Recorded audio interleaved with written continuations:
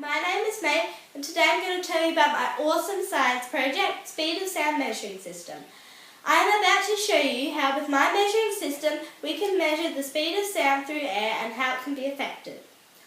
After looking for ways of measuring the speed of sound, which usually involves going outside and firing a gun, I thought that this was a little bit unsafe in a school environment. Because I'd been working with ultrasonics for some other projects, I went off to investigate and see if I could use this equipment to create a system that could be used in a classroom environment. We can use an ultrasonic sensor which works by sending out a pulse and then timing its returning echo. If we know the distance the pulse has travelled, we can work out the speed of sound by using a microcontroller to perform the calculations. By placing the sensor in a box of known length, we can use this setup to determine the speed of sound. This box also then allows us to measure the effects air temperature and humidity have on the speed of sound. As sound is the effect of vibrating molecules in a medium, I therefore theorise that as the medium became hotter, the speed of sound would also increase through it. Here is a table of all my results, and this means my theory was supported. The main component of the system is the Sanyo SR04 ultrasonic ranging sensor. It is basically a speaker that emits sound pulses and a microphone that picks up the reflected sound waves. This is known as echolocation and is the same process that is performed by bats in nature. Distance is calculated by measuring the time taken for the reflected sound waves to be detected by the microphone and multiplying it by the speed of sound. For this project, the distance is known and fixed, and as the return pulse is measured, the speed of sound can be determined by applying the following formula. Speed equals distance times 2 divided by duration of pulse. The reason for the distance needing to be doubled is that we have to take into account the fact that the pulse travels over to the object and then back again. Sound waves need a medium to travel through by vibrating the molecules of the medium.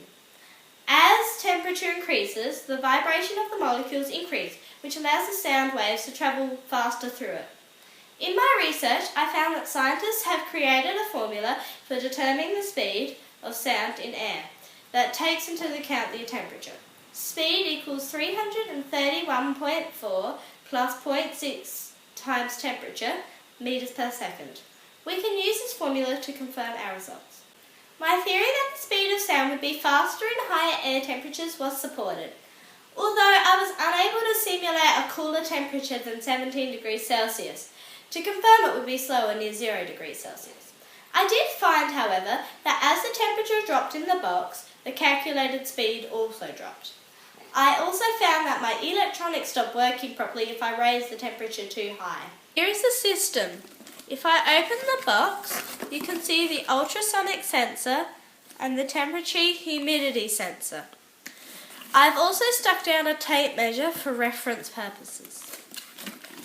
Outside is the Arduino microcontroller and an LCD display which provides the temperature readings and the calculated value for the speed of sound.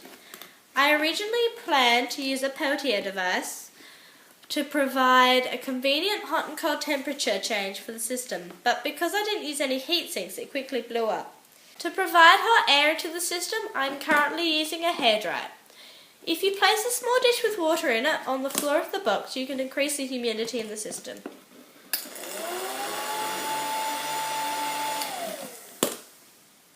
I'm currently investigating using a commercial USB-powered cooling system to reduce the air temperature below room temperatures. Robogals 2015 Science Challenge, as I've been playing with ultrasonics and thought it would be a good way to create a safe system that could be used in the school environment. What have I learned? The main thing that I have learned was that the speed of sound is affected by the medium it runs in and that its properties are well known and documented. Why do I think girls should do the Robogals 2015 Science Challenge? I think girls should do the challenge because it is fun and you can learn so much from doing the projects. Thank you for listening. Bye!